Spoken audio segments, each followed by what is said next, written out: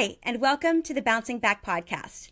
I'm your host, Melissa McCurley, and after my own battle with autoimmune disease, I started this podcast to share tools, strategies, and inspiring stories for professionals navigating life and business with chronic illness.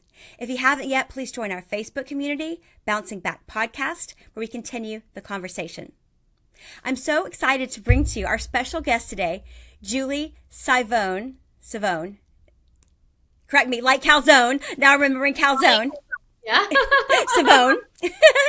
Thank you. She's a former attorney turned transformational coach, and she helps high-achieving women break out of cycles of burnout, stress, body dysregulation using psychedelic medicine. So I'm so excited to bring her to you. Julie, thanks for being on the show. Melissa, thank you so much for Thanks. having me. I'm so excited to be having this conversation with you today. Me too. Me too. So I guess I would love to hear a little bit about your origin story. Because starting, from attorney to a psychedelic medicine is so interesting. And how did you get there? Yeah, what a pivot, right? I don't think Yeah. any little girl at night in her journal writes, when I grow up, I'm going to be a psychedelic facilitator. I sure wasn't writing that. I didn't really even know what psychedelics were. I came from a very strong, I came from a dry house, and signed the Dare Pledge when I was in elementary school. And I also came from a house where I felt like a lot of my worthiness and reception for love came from performance, came from doing well in school, being a good girl. And now as an adult, I can look back and think no, my mom loved me no matter what. But I did always excel at school from a young age. So there was an expectation that I would do well in it. And my brother is autistic. So it was also sometimes, I wish she never said this, I kind of got the feeling she had enough to deal with, right? Yeah. I should probably be the easy one or the one that just kind of did the thing. So that led to me originally wanting to go to med school. So I did work in a research lab in undergrad and thought about med school, but I really can't do blood as much as I love my mother, for instance. If she were to get in an accident and her leg were spurting blood, I would walk away. I would call the ambulance for sure, but I would leave. And that's just something to know about me. So if that wasn't going to work, I was like, okay, what else is there? And I made a very unromantic pros and cons list and landed on attorney, went to law school, and even practiced for 3 years. I never really loved the practice of law, though. I love to learn.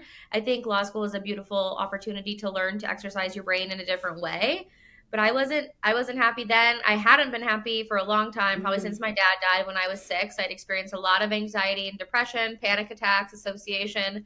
But I didn't have the names for them because we didn't talk about mental health in my family. And so really I started this journey when I decided to leave the law and become a coach. In the pandemic, I got certified to coach. It felt like life kept sort of slapping me across the face and being we're not doing this. But between I moved across the country for a firm, I took the California bar and passed. The firm didn't open because of the pandemic. Oh, I jeez. had done all these other different practice areas. And so I was okay, God, universe, creator, I am listening. This isn't working. I'll go down this path. So coaching was a door that opened up the hard pivot towards psychedelics, but that was just kind of the first step. Wow, that's amazing. So, I'm pretty familiar with the use of psychedelics in vet works with our vet population, PTSD, trauma release. I lived in New Mexico for a while, and I had several friends who were living with those conditions that so many of our service members do live with, and it's astounding the results that are happening with that. But I don't know much outside of that. Can you speak to how you got on this trajectory for healing for women and high achieving and all the stresses that come with being a business person? Yeah, so I had pursued the regular conventional sort of methods for dealing with these things once I realized hey, I think I have some sort of mental health issue, even though no one ever really thought to have that conversation with me. So I did therapy. I took Prozac. I had even done a lot of really good coaching work, right? With having a coach. And I was in I would say an immersive facilitation program where you get coached and you learn the tools of coaching and use them on other people, etc. But I still felt like I was struggling with some anxiety and depression. It's almost like that one really persistent weed in your garden that you think you get all the way out, and then it grows back next week and you're like, oh my God, I thought you were gone. what am I doing with this weed, right? And so I was just ready to do anything, I felt like, at that point, because I did not feel pharmaceuticals were the path for me. It felt like pharmaceuticals were a Band-Aid. They left me in sort of like a zombie-like state where, yeah, I wasn't super sad, but I wasn't really super anything. And someone had introduced me to the concept of microdosing, but I couldn't find a facilitator. I didn't know what this was. And I'm also someone who, I like the guidance. I like sort of, if you give me a prescription, if I need an antibiotic, I will follow the prescription rules. That's just sort of how I am. And so I delved really deeply into the research because I had my research background, facilitation training, because there are some trainings out there for people, and reading different books, learning from indigenous populations. And I started using the practice of microdosing, combining it with some intentional relearning tools. That's what the research calls it. I'll call them like any tool that is capitalizing on the neuroplasticity in your brain. That can be anything from meditation to a really good workout. And I realized, oh my gosh, like this is healing me. This is elevating my baseline. This is supporting me in feeling super solid and just at peace in myself and my mind and my body for the first time probably ever, or that I can remember since early childhood. And because I was already coaching and in the online space, I was sharing my journey super openly. That's, a lot of coaches probably have the same perspective on how they get clients, as simply by sharing their life and what they're doing. And so people were coming to me, I want to do this, I want to do this. And I was very resistant at first, mostly because this is heavy stuff to facilitate on someone else or with someone else, right? I also felt like a little young and unqualified despite pursuing facilitation. And I also felt a little too white. I was like, I am not an indigenous person. I really have a lot of respect for indigenous populations and their traditions. And so I worked through a lot of those fears and had conversations with, the populations I felt I was impacting or potentially could, and really got to a good solid right relation place with my heart to just feel like, no, this is really like a soul's calling. And that's where I've worked with women who I can see myself in and that they can see themselves in me. And it's just been really beautiful to see what so many women have been able to heal and to overcome and to move through using plant medicine as a tool. So I want to circle back to some of the healing experiences you have, but for people who are not comfortable with this topic yet, who maybe have some of the misconceptions, could you address some of the common misconceptions and maybe overcome those for people so they could feel a little bit more comfortable with how this gets used? And then I want to circle back to your healing stories. I would love to, because let me be honest, Nancy Reagan had definitely bamboozled me. I signed my little dare pledge, and I will say a lot of what we hear in popular culture about psychedelics in particular is government propaganda. Like, no one ever thought they were going to fly and they jumped off the roof of the building like the 60s or the 70s. Microdosing or psilocybin, LSD can't scramble your brain. Your face isn't going to melt off. These were things that the government had sort of seeded out into popular culture in an attempt to stop the general population from exploring what these substances can do. And if we looked at the CIA operation, which has now been made public record, like MK Ultra, where the CIA people with LSD in San Francisco, they were doing that to see if they could use it as a weapon of war to dose other populations and get them to tell them the truth and take enemy combatants hostage. And when they found that hey, actually LSD does not turn you into some sort of ultimate truth teller, it starts to expand your consciousness, make you curious, get you questioning what's really happening here. And then we see the great resistance against Vietnam and Korea. Then the government's like, oh, no, we need to do something about this. So that's, I firmly believe, the only reason that psilocybin and LSD continue to be Schedule I substances. And the popular conception of what it's like to experience a full-fledged mushroom ceremony, LSD experience, ayahuasca, it is not what you see in the movies, kids. And for a lot of people, that is movies and TV is what people's exposure is. Yeah, for sure. Well, what is it like? Can you give us a summary? Yeah, well, I will say for a full-fledged experience, every experience is different. I actually took myself on a journey this weekend, and what came up for me, just personally where I'm at in my life, was working through a lot of fears. And it's really important, fear is always there, regardless of whether or not we want to bring our attention to and allow it to be present. So, alcohol, Netflix binges, food eating, like none of it's going to make it go away until we can sit there and really be present with the emotional experience. And so I gave myself the space to feel it. And that was really supportive because it allowed so much to move and to clear for me. But I've also, one of my favorite experiences was a guided journey that I had a few years ago where I experienced this like profound sense of self-love, not a sense of ego, not like, wow, I'm so great, or, I should be president, or I'm the second coming of Jesus Christ. It was just a sense of, I love who I am, how I show up, how I treat people, what I'm doing in this world. And as someone who really struggled with self-worth for the first, decades of her life, that was a gift. I know so many people in their 70s and 80s who still struggle with self-worth, right? So what a beautiful experience. I've had experiences with like my partner at the time, like imagining them and feeling like the love that I had experiences connecting with my dad, who passed when I was young, a dog that had recently passed at the time. So each experience is different and unique, but each experience, I always say, is giving you exactly what you need, even if it doesn't look exactly how you want, because sitting with your fear isn't super fun, but like I said, they exist whether or not we take the time to look at them. That's amazing. That's very cool. That sounds very transformational.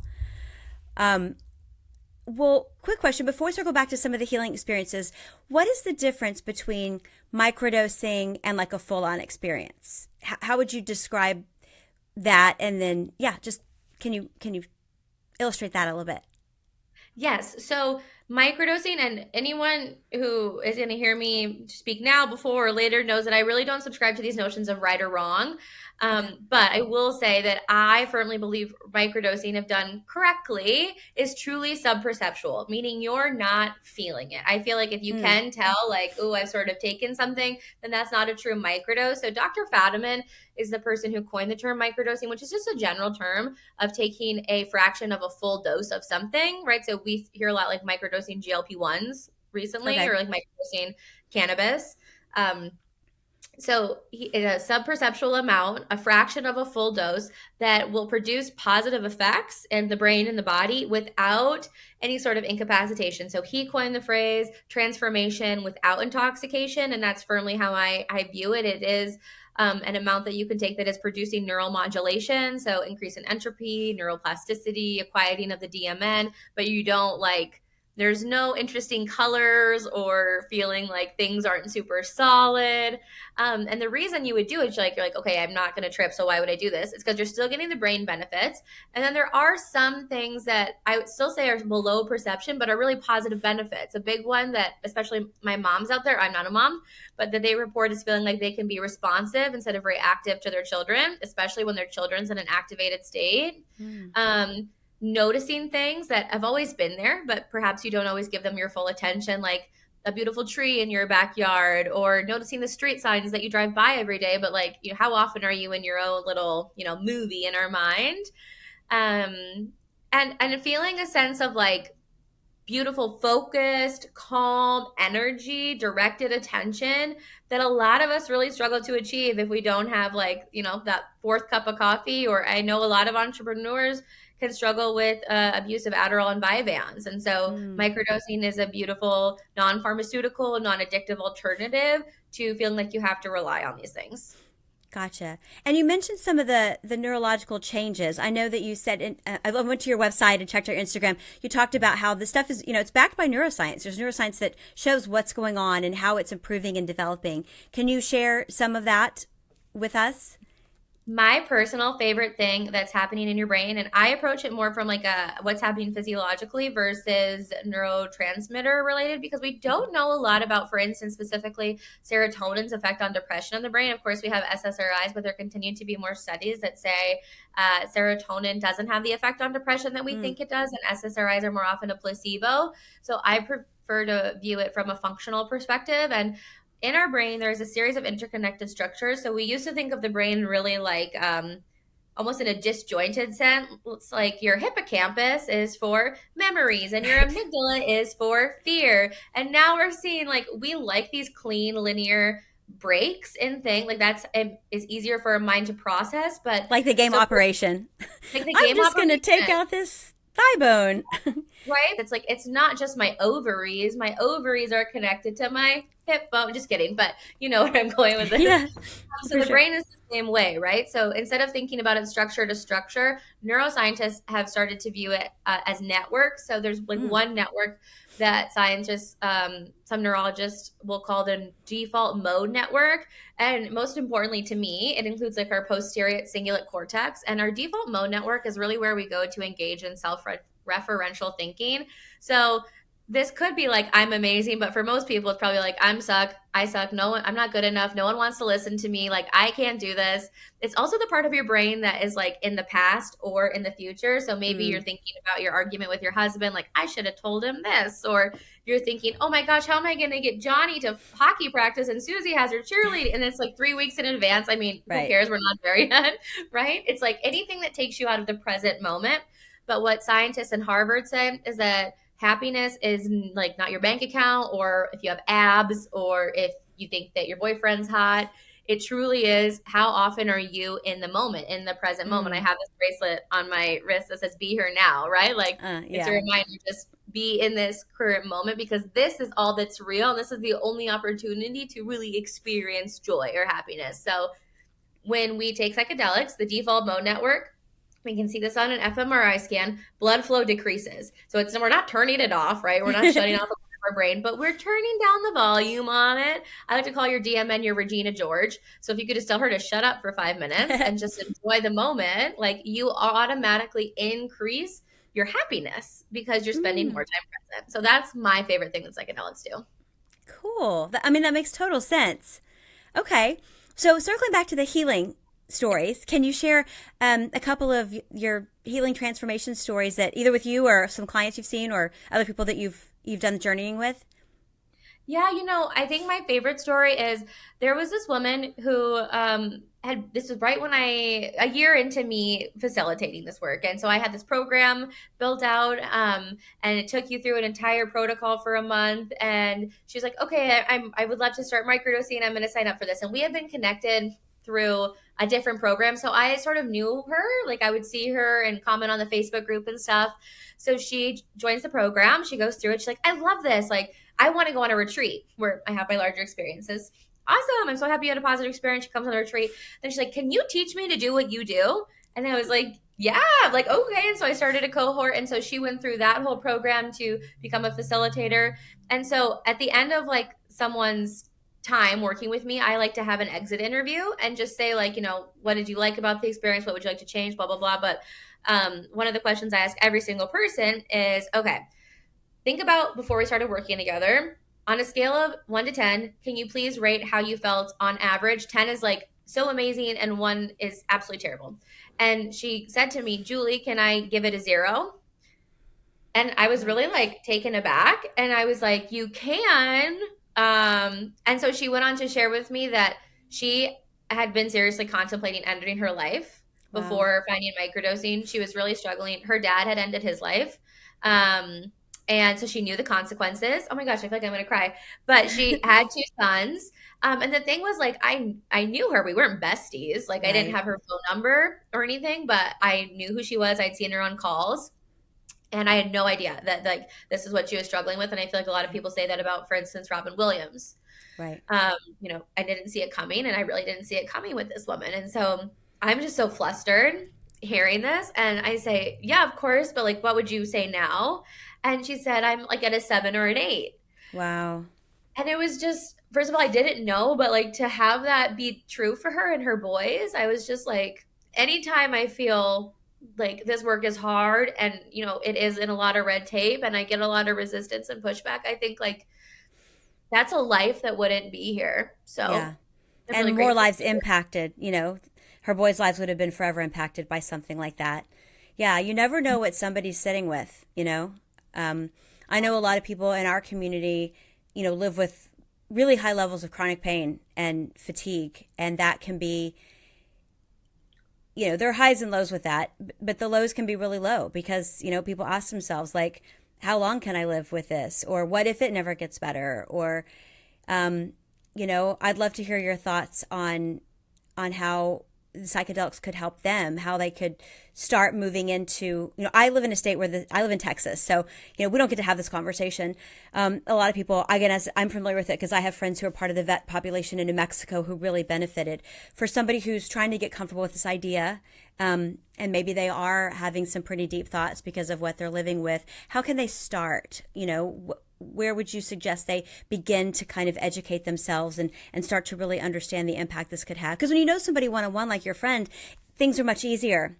You have that automatic trust there, right? But like, we don't have people who do what you do here. Yeah, I think that one of the first things that I ever read that was so helpful, because he is a scientific writer, but he's just a great writer, is How to Change Your Mind by Michael Pollan. I'm Oh, I'm gonna write obsessed that with that down. book. And I think it really, yeah, I mean, it's a great book. I have a very notated copy.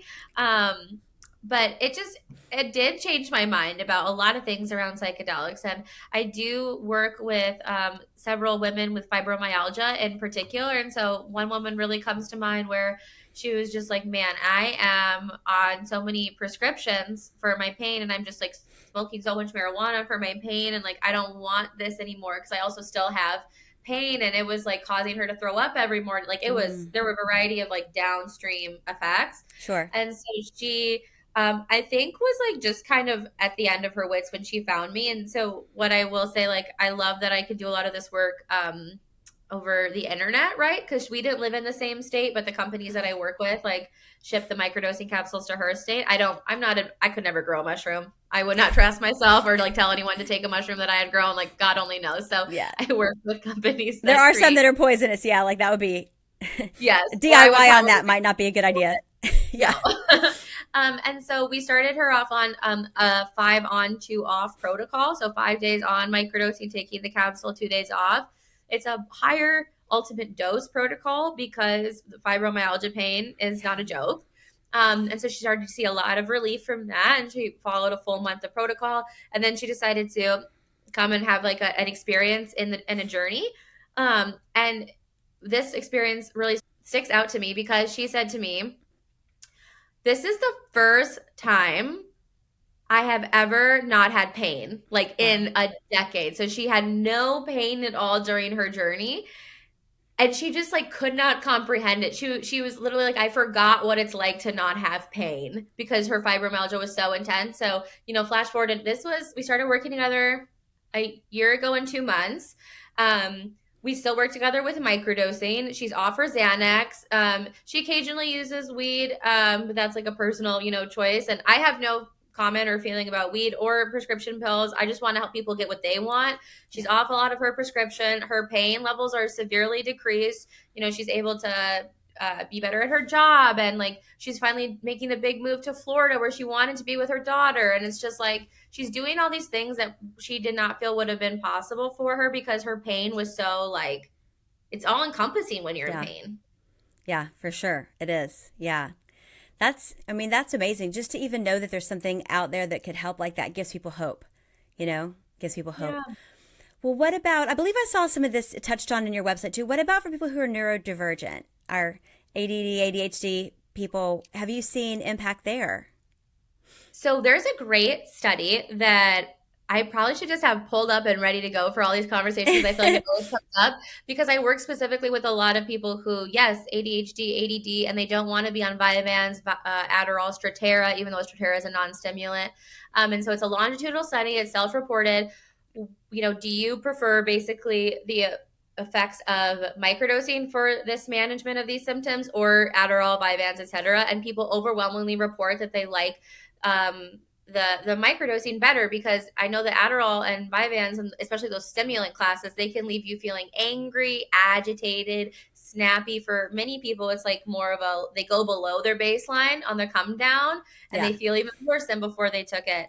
And so there's none of that with microdosing, and microdosing as well. I think for a lot of people, like the superpower of an ADHD, ADD brain is like creativity, Right. and Adderall can really like stifle that. And it kind of Uh-huh. makes you just like this, workhorse. But with microdosing, you retain your creativity. And so I think it's the most beautiful alternative. And I would say that's actually, besides like SSRIs, those people who are on like stimulant prescriptions and non-stimulant ADHD and ADD medications are my biggest group of clients, because Really?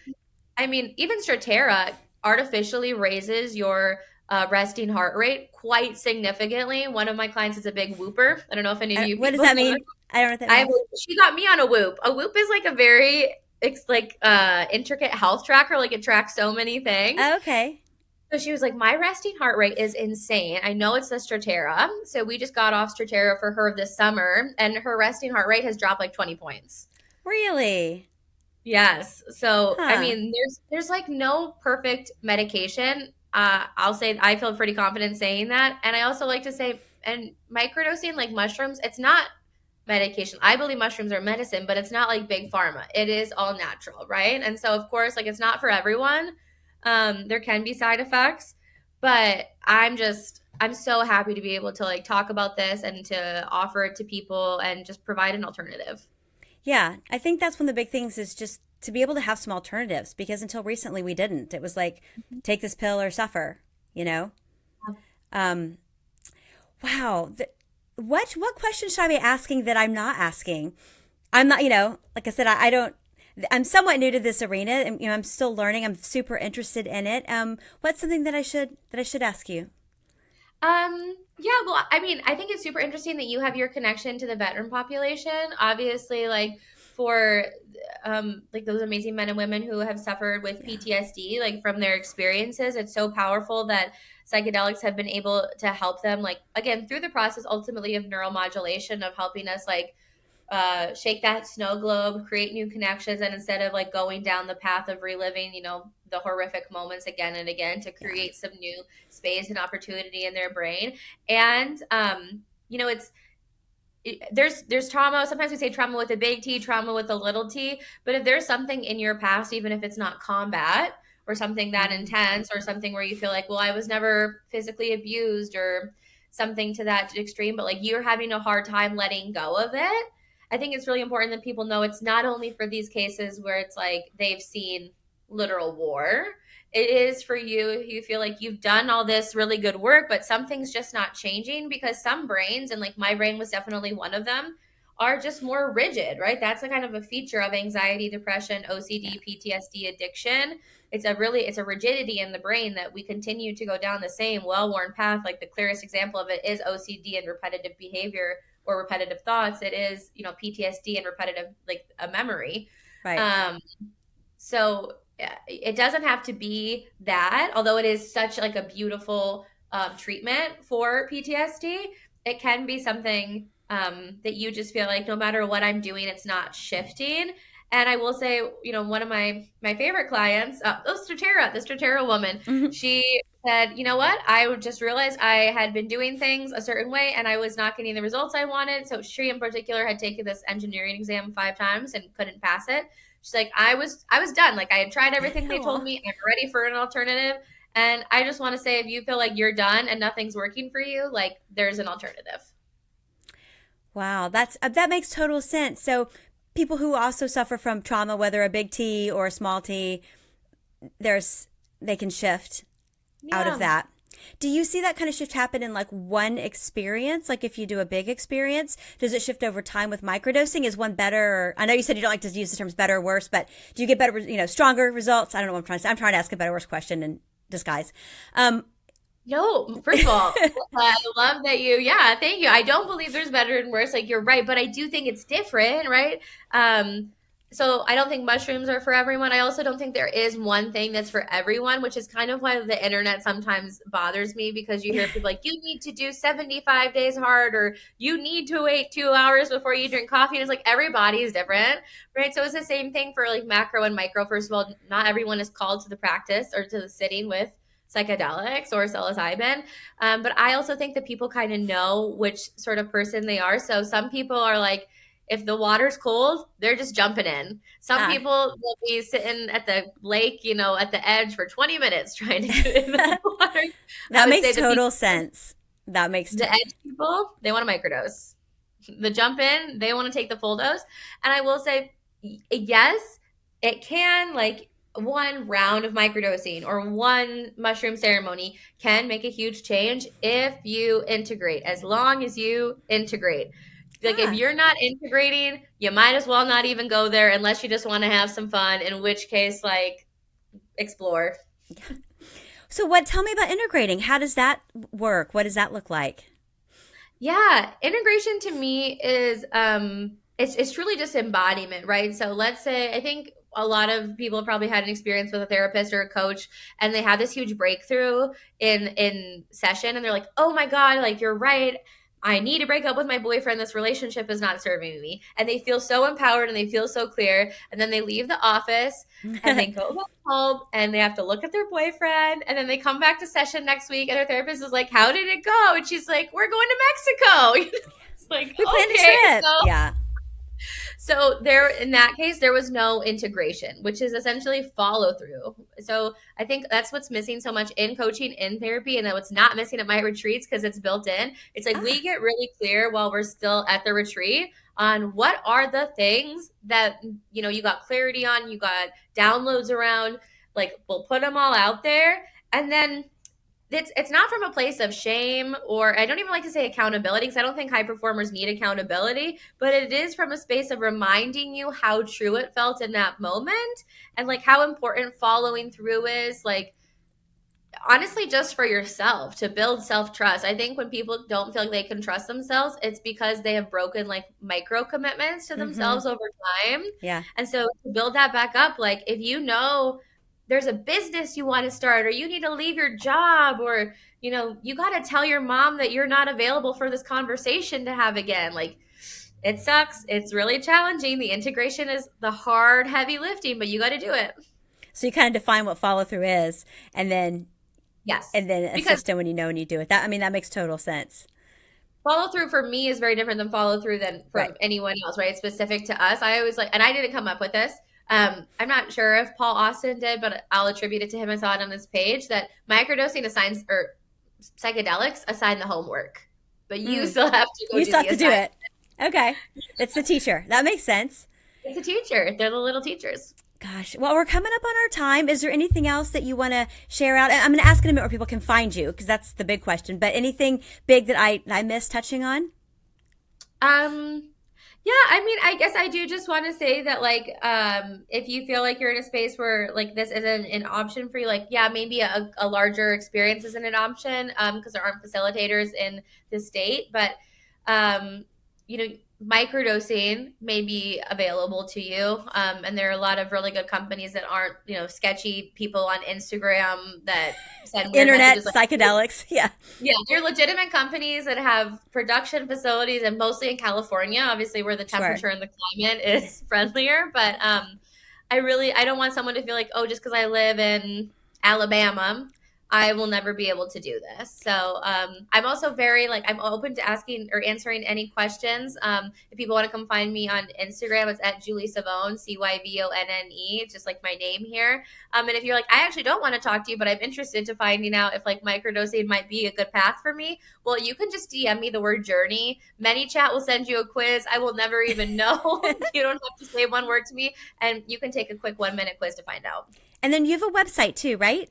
Oh, yeah. Yep. It's just juliecyvonne.com. Just my name. Perfect. And we're going to link it in the show notes too, but for people who are driving. Well, thank you so much. I'm so excited about this. I hope this opened up a bigger world to a lot of my guests of things to consider and put on your plate of possibilities. Thanks so much, everyone, for tuning in. Please rate, review, and share the show. It really helps us so much. Thank you so much, Julie, for being our special guest today. We appreciate you, and I'm really excited about the work you're doing. And thank you so much for having me, Melissa. Yeah, you're welcome. You're welcome. And we'll be back in 2 weeks with more stories of success. So until then, keep bouncing back. Thank you so much for joining me on this episode of the Bouncing Back podcast, Professionals Thriving with Chronic Illness. I hope you found inspiration and actionable takeaways to support you on your journey. If you enjoyed this episode, please subscribe, leave a review, and share it with someone who might need a little encouragement today. Remember, thriving with chronic illness is possible. You are stronger than you think. Until next time, take care and keep bouncing